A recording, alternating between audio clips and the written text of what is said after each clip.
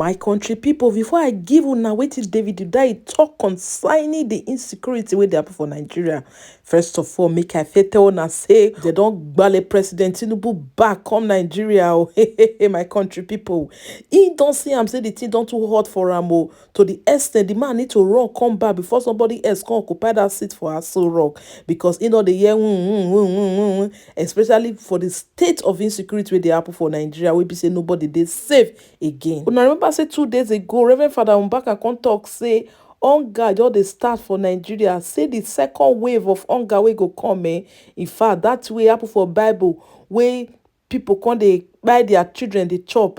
He say na there now we dey waka dey go. So my country people, whether na this one I make Tinubu run come back, when he begin dey hear prophecy, even the one be say the prophesy I give am before, come dey talk say they no know, bless not be God, na prophesy I give them.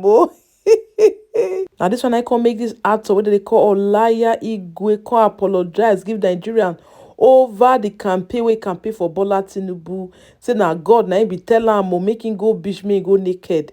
May he tossing as President Tinubu na go be the next president. Say right now, me Nigerians forgive am. Say the hunger don't reach his side. Even the small contract wey they get before, he said President Tinubu don't spoil all the luck. He no they see any money again. Even serve. People come dey protest, so not be small thing. Everywhere scatter for Nigeria. People come out, they protest. Even we hear say about few people who die for the protest, but Nigerians don't mind. They said enough is enough. Therefore, they give Tinubu 14 days make they face Nigerians. Otherwise, he go face the consequences. But my country people, wait person not fit fix in 8 months. Now you want fix in 14 days. As I can still bolo for my country people. Now remember say Peter Obi dey always dey come and come dey trash Tinubu, come dey remind am, come dey talk for political matters. When Atiku see am say may not be like now only Obi dey talk. Instead come say dey come out, come say dey talk, say wetin Tinubu dey do e not good. He need to step down. His strategy is not working.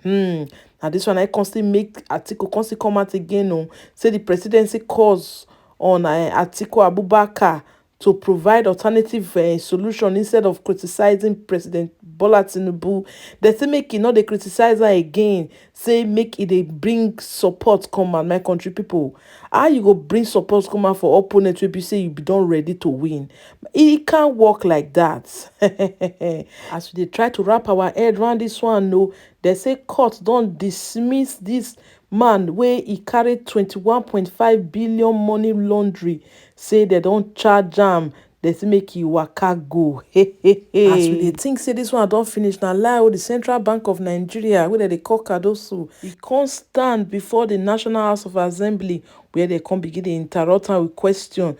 The man had to heal ding. He can't they talk to the thing not come complete again. The man was confused. He don't know where the thing they go, he don't know where they come. In fact, my country people, this man they don't answer and say, oh God, wait till they make dollar the rise. He not fit give one tangible answer. Now this one I can make the Kano state government come appeal to the African richest man, what they call Dangote. Say I beg, they use God to beg gam.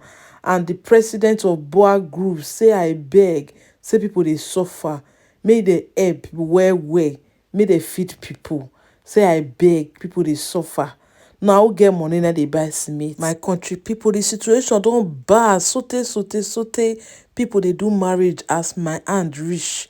To the and no one need to go rent car or you carry motorcycle. Oh yeah, you don't put your wife for back. They don't waka go. My country people, not what they only see for Nigeria.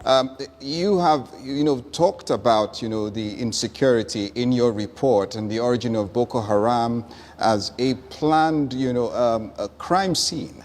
What can you, make out of what is happening now? Is it connected to a larger problem of insecurity, like you pointed out with the origin of Boko Haram, which has splintered? Or there is something more to this? Is it local? So, for the avoidance of doubt, even though there is obviously there's an Islamic terrorism angle to the violence in the north and middle belt, which is known, as you mentioned, Boko Haram and the splinter organizations like Ansaru, ISWAP, and the likes.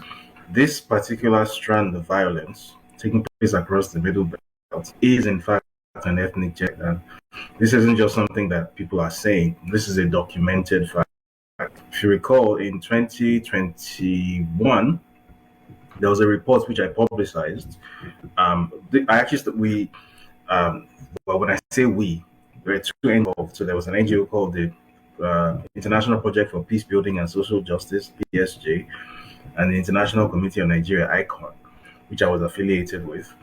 And in conjunction with these NGOs, Dr. Richard Eke and Dr. Ayo Adedoyin and the late Dr. Obadiah Malafia, in 2019, between 2019 and 2020, we put together a 300-page report about this violence in the Middle Belt, and the title of the report was Nigeria's Silent Slaughter, Genocide in Nigeria and Implications for the International Community. Now, this report was presented to the U.S. State Department and to the U.S. Presidency. So it was presented to the then U.S. Secretary of State, Mike Pompeo, and the then U.S. Vice President, Mike Pence. And if you recall, shortly before Trump left office, at the start of in 2020, the last major decision that Mike Pompeo took as Secretary of State was to have Nigeria designated on the list of countries of particular concern for being for violation of religious freedom, which wasn't what we asked for. We had asked for the U.S. to appoint a special envoy to Nigeria, but I mean, we took what we could get. So that was a direct result of this report that was published. This report explicitly labeled this violence as an ethnic genocide, and the U.S. government agreed with this report. The reason why we didn't get the special envoy requested was essentially that the use or the deployment of American resources in that way couldn't be justified by the outgoing presidency, which is why all we got was a designation. So just for the purpose of record, for the purpose of not being unnecessarily vague about this is an ethnic genocide being perpetrated by a specific ethno-religious group which has, well, let me not say it elements within a specific ethno-religious group who have designs on artificially replacing an entire population across the middle belt of Nigeria. Those populations generally tend to be either African traditional religious worshippers or Christians. They are being systematically replaced, right? The video you played at the start with the gentleman recounting what was done to his village, this is a pattern that has persisted for years, coming into decades now, where the point isn't necessarily to murder everyone living in the middle belt. That's not the point of it. If you recall, he mentioned that they burnt all their crops, everything that can help them to survive was destroyed. Now, if this was all about just killing people, why would these bandits, terrorists, killers, whatever you call them, why would they go after crops and burn them for no reason? The reason is that the purpose of these attacks is to render those places completely uninhabitable and inhospitable to the indigent populations so that they will leave. And when they do leave, as has happened hundreds of times, when they do leave, then these settlers, as you call them, the Fulani settlers, then move in, actually rename these villages, right? So someone somewhere was known as, it belonged to an indigenous group, maybe a TV or a Famswang group maybe in Plateau State or in Southern Kaduna, whatever.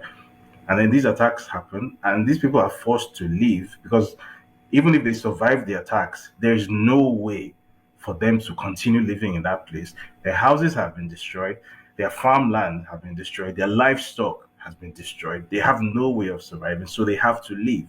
And when they leave, those villages are then occupied. The indigenous names of those villages are changed to Muslim or Fulani names. And then before you then have an artificial settler population settling in those places, building houses and themselves the occupiers of that place. So that later on, when the original indigenous populations start to come back, then there's this whole thing going on about actually we are the owners of the land, and then the people who are then there will say no, we are you just here. There's a whole thing, and then the government gets involved, And the government will then say, okay, two of you have to find a way to survive together. And then this one will say, okay, we want our own traditional leader. And then before you know it, a place that was completely indigenous before and Christian or ATR, before you know it starts having population years, right? That is expansionism. That's how it works, right? It's a form of imperialism. Let's call it what it is. It is a directed and targeted campaign of ethnic genocide. That is exactly what is happening. This is documented. And by the way, the US government agrees with this assessment. There's a whole report about this. If you also recall, there was a documentary done by a journalist from Southern Kaduna. I believe his name is Bivan Magoni. This documentary was published at the tail end of 2022 on the West Africa Weekly YouTube documentary channel. It's called Southern Kaduna Blood, Tears, Anger. Whoever hasn't watched it should Google that name, Southern Kaduna Blood, Tears, Anger, and watch that documentary. All of this was documented in very great detail. This exact process I've described, how these villagers are attacked with the specific goal of driving them out. The goal is not necessarily to kill everyone, but the goal is to inflict so much economic devastation and so much emotional trauma that people can no longer feasibly live in those places. The people who were there can no longer feasibly live in those places. They are forced to leave IDP camps or move to the state capital or whatever, or move down to Lagos. And then the first wave of attackers is then replaced by the next wave of settlers from the same ethnic group. And then before you know it, the name of the village is changed. And this has happened over 100 times. And that's just in Southern Kaduna alone. That's not counting the entire Middle Belt. That's just Southern Kaduna alone. So that's just to give you an idea of what is happening here. What we are witnessing is something very similar to what was done in Sudan. Sudan is a fairly recent example of how this works. So if you recall, in the 90s, going up onto the late noughties, similar thing going on in the area now known as and the place which is now known as South Sudan.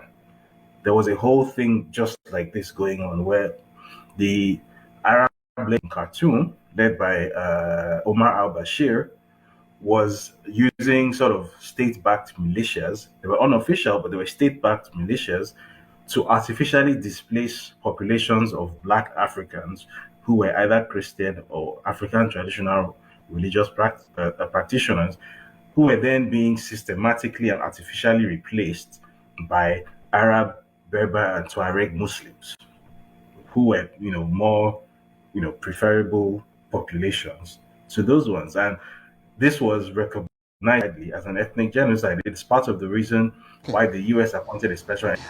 Using a trained mind of a security expert, a military veteran, what can you glean from what the accounts that given in that video? Why is it that the victims know those who attacked them, claim to know who attacked them, and still these people are at large? Well, thank you very much for the opportunity, and it's a very sad experience to be in a place where you are supposed to be in your territorial integrity, where you are supposed to be enjoying the benefits of democracy and taxpayers' money being sent out to procure and provide for security. So when you find such a situation and such testimonies coming out from living citizens of a country, is very disheartening. And I think that man there is going through a lot of traumatic situation right now with his wife and his children burnt down in his own house. I don't know what government have done. Those were not mentioned, what interventions were done. But let me say this as an opening. The use of violence and terror for democratic interests started a long time ago, and we have been speaking on this thing. Henry, you were a young man when we started talking about these things, and some of us were looking at it as if it was just a game show. Now we recall that the democratic process in Nigeria had to overwhelm the military regimes. So there was so much of pressure unaligned pressure with proper democratic processes, and people started to employ hoodlums, miscreants to perpetrate evil, and that got us to where we are today, where you have people like MC Oluomo being called to Abuja.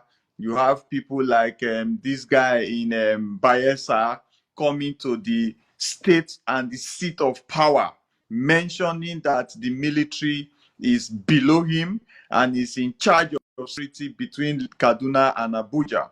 Now, those are people that have been placed in different parts of the country to be used by our politicians to perpetrate evil.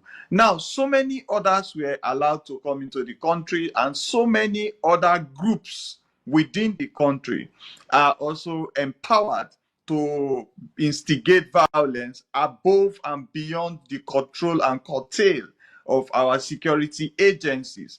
Now, we know during electionary periods, people wield weapons, people attack, and people confess also that they were given weapons in the bushes to operate and misappropriate violence. Now, let's come back to communities now so that we won't miss our integration. This set of people in certain outskirts of our locality living within the states, vulnerable states and vulnerable communities, they have experienced this over time. State, state, and we can curtail the occurrences to be that maybe it is for mineral resources interest, for political interest, for also to show that there's insecurity in XYZ places, just to be able to approve some defense budgets, which also is true. So I think that as an opening, we should begin to look at different approaches and galvanize it towards identifying perpetrators and sponsors. This is Bod TV Bod. In case the first time you come here, please don't forget to subscribe and hit that notification bell for more uploads.